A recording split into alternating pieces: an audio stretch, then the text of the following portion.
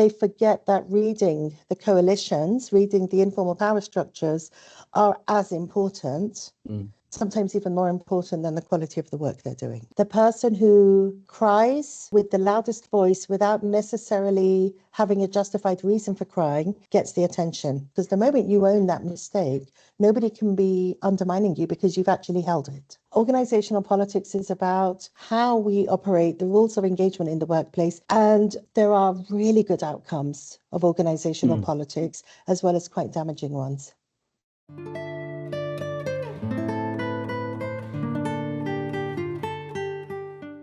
Hello, everyone. My name is Rifki, and welcome to my podcast. Today, our series is on human capital, a practical guide navigating organizational politics.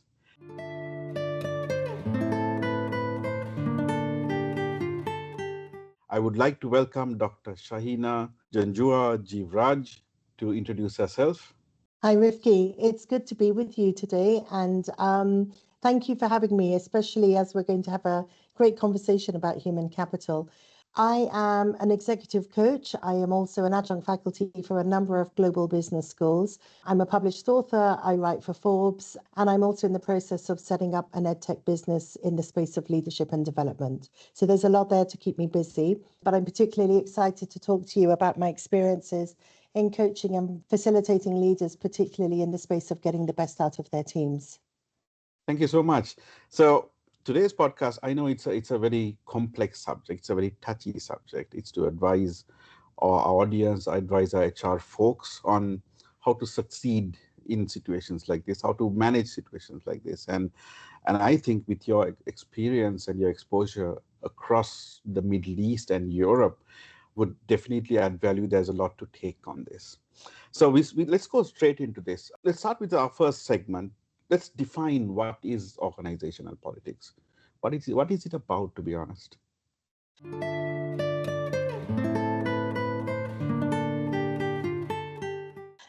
You know, it's a really interesting phrase. When we talk about organizational politics, immediately people sort of react in a very strong way. And I think that's because politics has a really bad name. It's got a really bad reputation. I have never heard somebody say, I enjoy politics. Well, I'm going to caveat that I've seen it through people's behavior when they do enjoy politics. But I think in general, a lot of my clients really struggle with being caught up in organizational politics. I think if we take away the emotions from it and just look at it from in terms of a pure definition, we're really talking about the rules of engagement, the way in which you operate within an organization. Now, that's the kind of sterile definition. So every organization has a set of rules, both explicit rules, but there'll also be then the implicit rules, the culture, how things operate. Politics is when you layer on conscious or subconscious reactions, which are often emotionally driven. Now, you know, we're at a time when we are saying to people more and more, bring your whole self to work. We're recognizing the need to be more human in the workspace. That means recognizing that the way people will react to each other in meetings or through discussions, it is less robotic, it is far more emotional, and takes a lot for somebody to actually really think about what's going on. We'll get into all of that as the discussion goes on.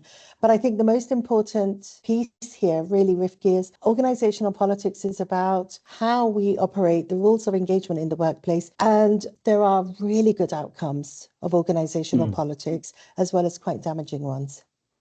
Oh, that's a very interesting take. Thank you for bringing that up. So, second segment speaks about what are the signs of office politics. But when you say yes, there is some advantage, and then the obvious, the disrepute that it has. Can we start with the disrepute and then move on to the advantage? I think then that will allow people to understand better.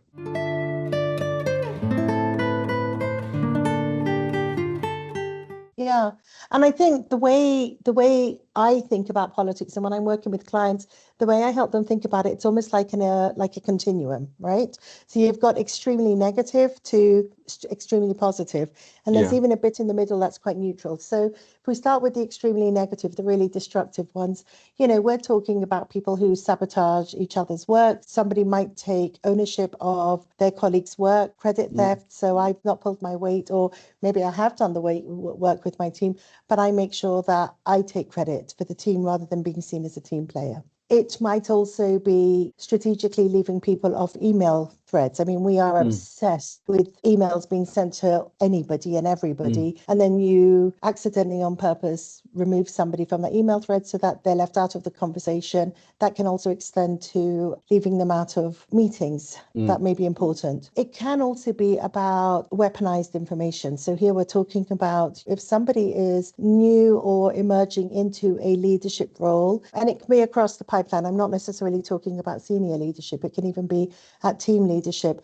If that person has been vulnerable or shared something, weaponizing that information, that is done in a way to undermine them. Those are really big ones. And then I think the other two that are really critical as well. One is false alignment. So agreeing with somebody on a particular issue and yet undermining them outside of that conversation. See that happening a great deal.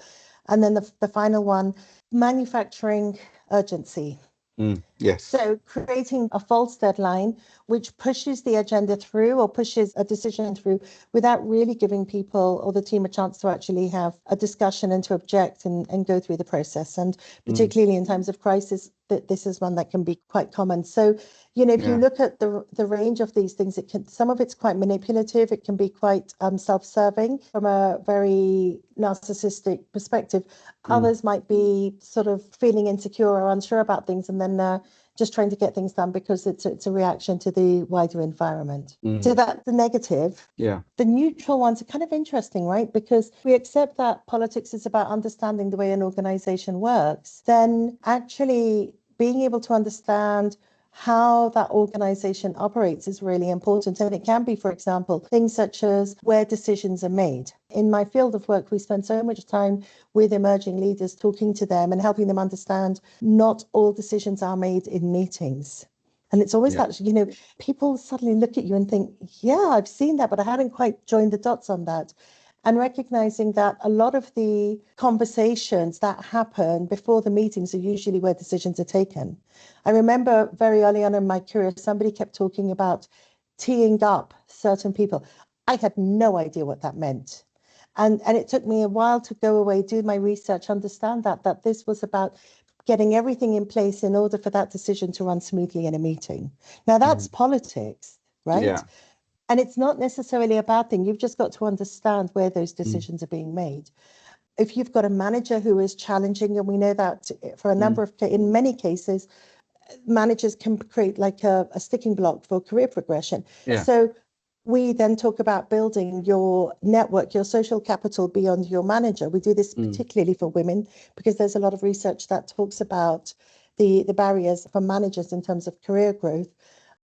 Recognizing how you start to build your relationships beyond your manager. And again, I will get, particularly in coaching conversations, people will say, I don't want to undermine my manager. I'm worried that, he or she will get upset with me.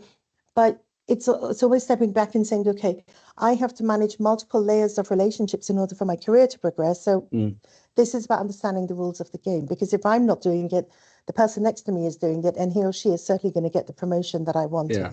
And one which I think this is an interesting one, because we think about politics in a very negative way, as we said, but here's the thing, right? Ultimately, politics is also about being liked. It's about being a likable human being. That doesn't mean it's about being friendly. It doesn't mean we have to be friends with everyone. Yeah. Right? People want to work with people that they like. Now, we all have experiences of working with people that we dislike or we struggle with, but in general, we work better with people we like. So recognizing this as a career asset, and I'm not saying here at all, go and be someone you're not. I'm not saying kind of jump into a space that's deeply uncomfortable for you, but opening up so that people feel comfortable with you. These three areas about how decisions are made, multi-management relationships, and this thing about likable or friendly, these are all much more about, stepping back and observing the environment and actually understanding how you're behaving. So self-reflection, self-knowledge is a really big part of this. Yes. Yeah. And then we have the positive stuff. So do you want me to talk about that? Yes. Yeah. Okay. It'll be very interesting. Right. Yeah. So the positive stuff, I think let's pick up on some of extending some of the neutrals. So clearly If you know how decisions are being made, you're sponsoring or you're pushing forward a big project, you want that to be able to go through, you tee up your people, right? You make sure that you've done the pre-meeting alignment, because we know those decisions are made before people step into the room. So that's the work you need to do. Also, just as I've said earlier, reading the environment, like being able to understand where the power bases are. You've got two types of power in an organization. You've got the formal and the informal, right? So we all know formal, who are the most senior people by virtue of their job titles. That's usually very transparent. The one that's always much more interesting, who doesn't have the formal power, but when they speak, their voices are heard, whether it's in the meeting room or outside, and then understanding the coalitions of power around those individuals. Yes. I think often you find people either very early on in their careers, some of it's also cultural, some of it's gender-based as well, people who are absolutely determined that, my work speaks for itself, it's the quality of my work that matters. They forget that reading the coalitions, reading the informal power structures are as important, sometimes even more important than the quality of the work they're doing. Yes. And I'm being provocative there. Yeah. I think also there's something about being strategic, knowing when, reading the environment to know when you should be requesting certain things, right? And sometimes that information is not explicit, but that's, if you've got the access to different pockets of information, understanding if you're hitting for budgets or you're hitting for flexibility for working or whatever, actually reading the environment to say when is the right time to do this. And then the two that are really, really dear to me, because I think they're absolutely critical for career progression, finding senior leaders who will champion you, particularly be allies. Done a lot of work on this over the last decade. Very, very important for women that you get access to senior leaders who are able to talk about you in rooms where you don't have access, and especially if you're blocked the level above you. That is understanding how the rules work. Now, I've always been clear, you still have to make sure that you are credible, you deserve the promotion, which in most cases is the case. So it's not about entitlement, but you have to understand, are you speaking to the right people who've got access to power? And finally, again, this is kind of a curveball one, but I think a really interesting one, being generous and giving credit, right? Again, people like to feel valued. We're coming back to the emotional piece.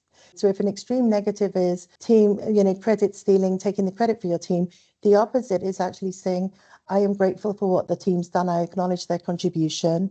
And yes, okay, I may have led on this project, designer for this concept or whatever it is, right? But I'm still making sure that I'm acknowledging my team. And for me, especially delivering programs when standing as a faculty or a professor in front of 20, 30, 40 people, everyone can focus on you as the superstar. But it's always important for me to recognize everybody behind the scenes as well for all the work they've done. Yeah, thank you. That's very insightful. One of the things I've advised managers, when you have a team, give the team the credit they deserve. Something goes wrong, it is your neck on the line. That's just the way of a leadership position is. You can't push your team whether you feel like it. No, you got your promotion, you got your senior manager title, you got your director title. This is part of the game. Leadership is a very lonely position, whether you like it or not. Just because you don't like to feel lonely, don't take it out on your team. Don't take advantage of them. That's something which I keep harping, and some get it. Some use it as a scapegoat. Okay, so if I'm not doing this, let me do this. If you just gave me a way out, that was not the intention.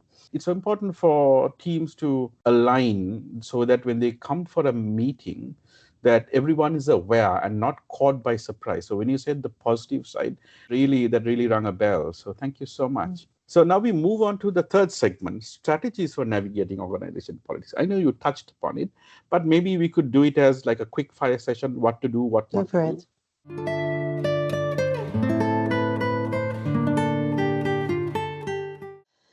So I think, look, there's a lot to cover around the politics piece. I think the most important piece around handling rules of engagement and politics when it comes to supporting your career, I think it's a couple of things. The first one is really about self-knowledge and self-reflection. And this means being quite honest with yourself about where do you sit on that continuum. I said to you at the beginning of this podcast, in general, people don't like politics. we also know there's a fair share of people who either because they're bored or they enjoy sort of eliciting reactions, they will provoke different behaviors. Right? Yeah. It is so important as you are moving into that leadership space, being self-aware about yourself, how you contribute to politics on that continuum. Are you at the positive end, enabling and promoting, or are you the person who does like to stir? Or do you sit in the middle? But actually being very, very clear on that and being honest with yourself, hugely important. I think kind of the behavioral stuff that we're now thinking about when we talk about politics, we're really thinking about your approach and your attitude as a leader. And the example you've just shared, and I think, we can think of so many examples as you were talking. I was remembering back to a number of my clients when we've had similar conversations about this. The fundamental issue of leadership is actually about accountability. And this is one thing that is missing so much in leadership today. We have too many leaders, too many individuals who are trained up as leaders, who have all the capabilities to be leaders, but are not developing their skills in accountability. And so when things go wrong, they will reflect outwards, they will blame outwards, they will not take any responsibility. You just said leadership is lonely. It is lonely because you have to be accountable. And the buck stops with you. Exactly. Right?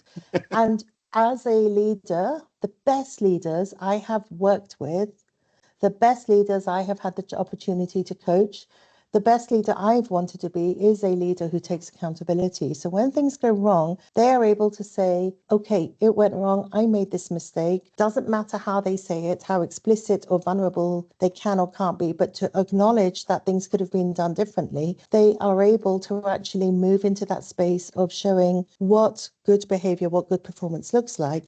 And you actually get rid of all of that politics, because the moment you own that mistake, nobody can be undermining you because you've actually held it. Yes. So accountability. And I think for me, and my third point here is consistency, right? You have to be consistent. If you aspiring to be in the positive end of rules of engagement, politicking, being in that positive space, but you still, whether you're going out for dinner with your team or you've got your inner circle and you keep gossiping with them about X, Y, and Z, that gossip always comes back into the workspace, right? It always comes back in. We all need to kind of relax, kick back, have time with our friends, separate them, right? It's a difference between having friends and being friendly, right? Being friendly, being accessible, but consistency of how you behave really, really matters in the workplace. Yeah. One of the sessions I had, I asked one of the people during a program, they all meet outside of work, go for bowling, have group runs and all that. The response I got from one person is, I can't wait till 5 p.m. to run out of office. And I said, so who's coming? No, it's just a handful of us. And I was like, no, what about this one? What about this one? They are friends at work, but I would not have them as friends in my personal life. I can feel the pain in that person, but I can also appreciate that that person wants to keep a boundary between work and personal life. But that also doesn't sit well with me in a way, because all the previous places I worked with, the same people that we worked with were the same people that we had fun with. We went swimming, we went on boat rides together, we went on trips together. That was the culture that was built. So I think the culture also plays to the organization politics, the organization culture, and all of that. I am blessed. I'm sure some of my former bosses will be watching this. Thank you very much for creating that culture. And Rifki, I think I just want to pick up this point you've made about culture. It is huge. It's such a big deal. I've worked in about 20 countries. I have moved from the UK to the GCC and now I've lived in Doha, now living in Kenya. The expectations around building relationships, it is so nuanced, based not only on the organization, but also the wider culture. Found in the UK, we were socializing a lot more outside of work. I mean, I have such deep friendships from my first jobs 25 years ago. Having moved into different countries and different regions, you start to see the nuances are there. And the beauty is if you recognize it, you can adapt and adjust to it. Because it's also very difficult if you've got a certain way of building relationships to go and enforce that into a different organization also is very difficult, because the cultural boundaries can be quite rigid. And, if you think about within the GCC, you can be talking about boundaries that may be set because of culture, because of societal expectations, than even the types of organizations you're working in. But I also think the one thing, it's a bugbear of mine, I think, a lot of the times when team building events or dinners are done, it's almost done as let's just get people together and assume that they're going to team build and do everything together. And often they bring in competitive elements rather than actually focusing on the human element of building connections. I think it's a discussion for another podcast, but I think team building events can often cause more harm than good, because it actually it almost creates a space for people to bring out their natural competitiveness, which helps the workplace in terms of performance, but it doesn't actually help the team dynamics. So we come to our fourth and final segment. What are the pitfalls to avoid, especially from an HR perspective? Because all of this ends up on our table, Shaheena. So what are the pitfalls that HR should avoid in managing such politics?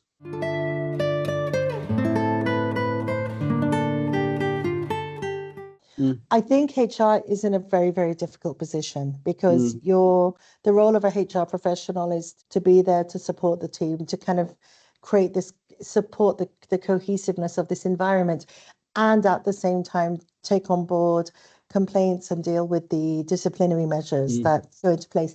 And again, the level of maturity of HR roles really varies from region to region as well. And I think that's something that we need to take into account in this discussion.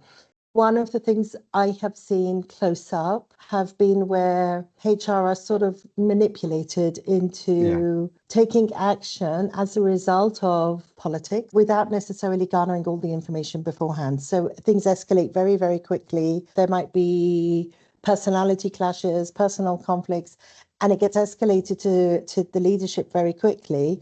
And then, of course, it goes to HR as a complaint, and HR not having either the expertise or the confidence or the bandwidth to be able to say, we need the process in place to actually sense check this before we jump to a disciplinary procedure. Because I think when that does happen, then actually it is very difficult for HR to keep its credibility. It takes one or two of those examples to happen.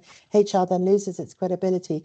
But in essence, the message then becomes the person who cries with the loudest voice without necessarily having a justified reason for crying gets the attention, right? I often have clients talking to me about my workplace is very toxic. This is one of the things that creates toxicity. Speaking on that same topic, there was a program which we did because the friction between two very, very senior people in one of the earlier places I worked for became so much that there was a very selective set of words on email being exchanged between the two. Giving them a warning, suspending them is not going to work. They are too high up the chain. So what we did was, so the rest of the heads got together, and HR as well, myself and another HR colleague. We organized a retreat just for this group. It was called Authentic Leadership, and we did it in 2 occasions, and both were off-site overnight stays. The second program, so 2 different cases, started at 8 in the morning, went all the way till 8 p.m. in the night. The second day, we said very strictly, now that you have thrashed it out, we look how we can move forward. We set boundaries. We set how we can take things to the next level. It's not going to happen overnight, but this is the plan for the next 5 to 6 months, because this is a transition that has to happen. The blessing was the rest of the leadership was supportive in removing this animosity, removing this toxicity. That is very, very rare to find. The easiest answer is, no, let's get rid of both of them and replace them. They didn't go for that. So that tells me a lot about that organization's culture. It was a beautiful setup. The leadership willing is really important. We've talked about HR, but HR will only take its lead from the leadership, and the culture starts from the top down, right? Yes. No matter what else you say, at the end of the day, if leadership is seen to be behaving in a way that is fair, honest, wants to bring the best out of its people, then you are setting the organization up for success. I think back to a client I had about a year ago who had been introduced to me by their management team because this was someone who was seen as narcissistic, challenging, and didn't work well within the team, but was a very high performer. And so I was given this label by the management team in terms of, okay, we need you to deal with this person. What was particularly interesting, as I started working with this individual, it actually became apparent that they were so keen to get their work done, but they were so frustrated with the barriers that they were facing in the organization, I could see where this person was heading. They were going to be sidelined and this would be the end of their career. Right. But actually, by talking with them and then going back, mediating conversations with the management team, building in three-way conversations, hugely important, it gave them space to have the opportunity to understand where each other was coming from. And especially when you're dealing with parts of the world we work in, so within the GCC, within Asia as well, it's not always easy to have straightforward, frank conversations. Yes. Right? A manager will tell me one thing about their team and how they want the team to behave. The team will tell me something. I, as a coach, cannot be stuck in the middle because my role is not to enable these behaviors to carry on. But I can't go to the client and say, well, your manager says X, Y, and Z about you because, you know, it's the worst thing you can do in terms of breaking confidence and losing face. I mean, you can do it in other parts of the world, but less so in this part. So actually, by mediating those three-way conversations, we managed to get some really, really great breakthroughs. And actually, this person, when they began to understand how they were seen at management level, but more importantly by their team, it was phenomenal what turned around. It can happen in those sorts of really great coaching conversations, but you've got to really work out also that the manager is willing to be on board and bring about those changes. Yeah. Oh, that's fantastic, actually. Thank you very much for sharing your thoughts and insights. And to sum it up, organization politics, you know, it is a reality, you know, but with awareness and with the right strategies, you know, we can turn them into opportunities. We can see how to correct it, how to transform it, because HR transformation is a requirement for HR professionals.